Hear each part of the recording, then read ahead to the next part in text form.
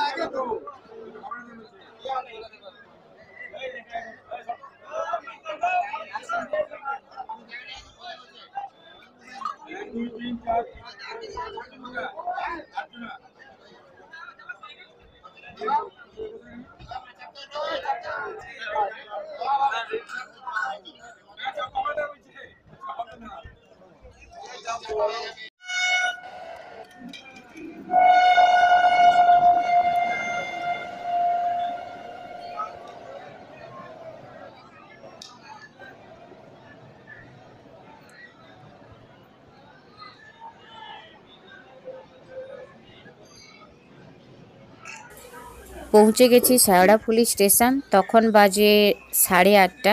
তো ভুগলা যে বড় ব্যাগটা দোকানে রেখে এসেছিলাম, তো ওই ব্যাগটাকে আমরা দোকান থেকে নিয়ে এসেছি। ব্যাগটা ছিল আমাদের একদম গঙ্গার পাড়ে একটা দোকানে। তো সেখান থেকে নিয়ে আসার পর এখন স্টেশনে বসে আছি, আর এখানে চানা মশলাটা নিয়ে নিচ্ছি। তো মুড়ি আর মশলা খাওয়া হবে।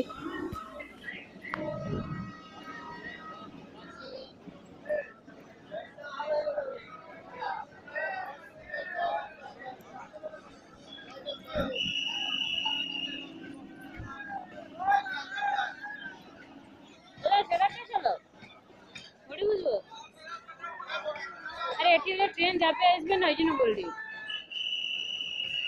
সৌখানটা চলো, সৌখানটা।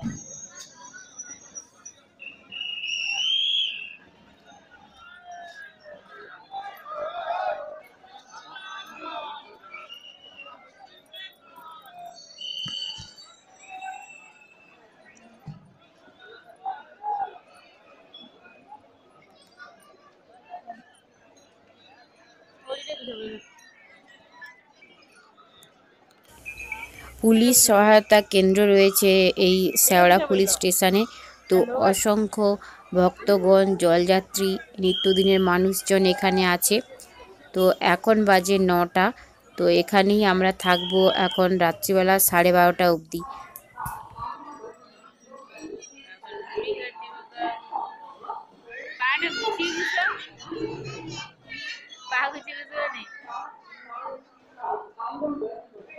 এটা একটা ভিডিও হবে যে এক রাত্রি স্টেশনে কাটালাম। তো এখানে প্রচুর ভক্ত, জলযাত্রী সবাই আছে। তো এই জন্য আর ভয় করছে না, সবাই স্টেশনেই আছি শেওড়াফুলিতে। তো আমি আর খোকাবু আজকে এখানেই রাত কাটাবো। এখন সারাদিন খাওয়াই হয়নি। তো চিড়ে ভাজার প্যাকেট একটা খেয়েছিলাম 6টার দিকে। তারপরে এখন একদম সন্ধেবেলা, এখন রাত্রি 9টা বাজে। তো এখন একদম মুড়ি খাচ্ছি।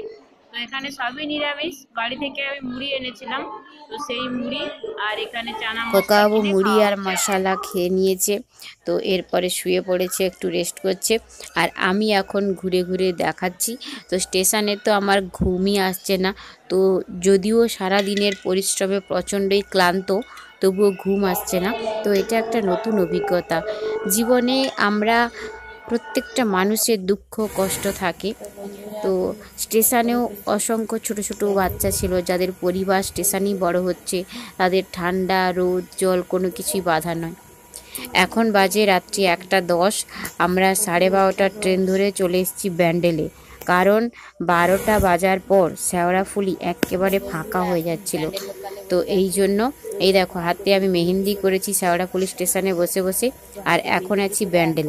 তো ব্যান্ডেল স্টেশনে আমরা রাত্রিবেলা এখন একটু রেস্ট করব। তো কেউ যদি বিপদে পড়ো ট্রেনে বাড়ি ফেরার সময়, তোমরা 1 নম্বর থাকতে পাবে হাওড়া স্টেশন, আর হাওড়া স্টেশনের পরে তোমরা থাকতে পারবে ব্যান্ডেল স্টেশন। আর মাঝখানে তোমার শেওড়াফুলি হোক বা কাটোয়ার দিকে যেতে যেসব স্টেশনগুলো পড়ে, ওগুলো রাত্রি 12টার পর একদম শুনশান হয়ে যায়। 1-2জন লোক থাকে, পুলিশরাও ঘুমোতে চলে যায়, তারাও প্রতিদিন ক্লান্ত থাকে। তো এরপর আমরা ব্যান্ডেল থেকে আবার 2:20 মানে এরকম 2:30টার দিকে আমরা ট্রেনে উঠেছি। এবার যাচ্ছি আমরা নবদ্বীপের উদ্দেশ্যে। তো এই দিদিভাই প্রচুর সাহায্য করেছে আমাদের, যে রাত্রিবেলা কিভাবে স্টেশনে থাকবো। একটা ভয় করছিল, ছেলে একা হলে কোনো সমস্যা নেই, আমি সঙ্গে আছি খোকাবাবু, তাই একটা মেয়ে একটা ছেলে, তো শুনশান স্টেশন, তো প্রচণ্ড ভয় করছিল আমার, যদিও খোকাবাবু একটুও ভয় পায়নি। তো আমরা তখন ভোর 4:30টা বাজে, তো পৌঁছে গেছি আমরা এখন নবদ্বীপ স্টেশনে। তো সারাটা রাত স্টেশন ট্রেন করেই কাটলো। তো প্রচণ্ড ঠান্ডা লাগছিল, এত বাতাস।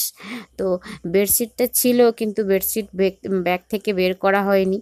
তো বাইরে বেরোতে হলে রাত্রিবেলা ঠান্ডা জামা কাপড় রাখতেই হবে, গায়ে দিতে হবে। বাইরের বাতাস প্রচণ্ড খারাপ, আমার ঠান্ডা লেগে গেছে এরপর। তো দেখা হচ্ছে আবার নতুন একটা ভিডিওতে। ততক্ষণ সবাই ভালো থেকো, সুস্থ থেকো। একদম দেখা হবে নবদ্বীপে গিয়ে। তো নবদ্বীপের খুব সুন্দর সুন্দর ভিডিও আসছে, সঙ্গে থেকো। আজ এটুকুই, টাটা।